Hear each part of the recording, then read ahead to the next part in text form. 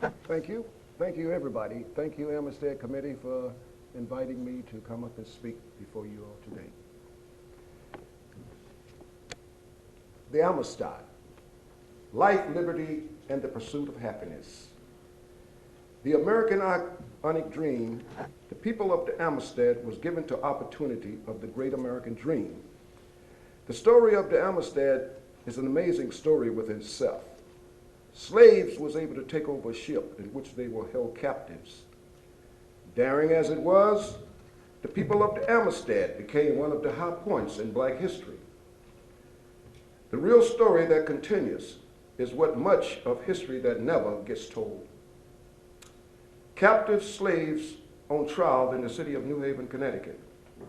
The event that led to their freedom is an amazing story within itself. The town of Farmington, Connecticut, played a major role in this history.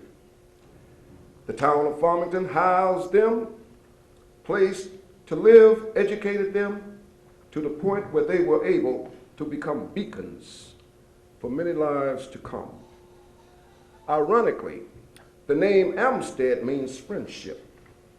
The town of Farmington formed a committee, mostly made up of Congregationalists and abolitionists, who came together as the Amistad Committee and who dedicated themselves to defense of the Africans. The case had reached the United States Supreme Court in 1841.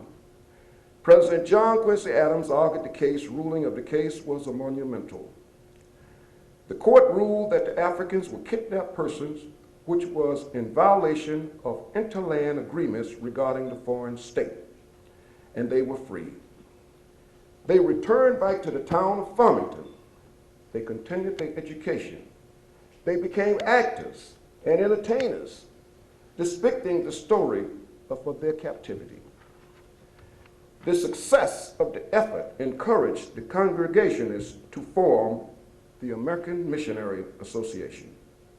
The American Missionary Association was an organization opposed to slavery.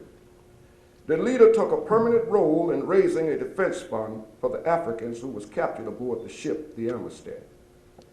Singbe Pierre, the leader of the captives, spoke at a church as the freed slaves prepared to go to Africa, Sierra Leone.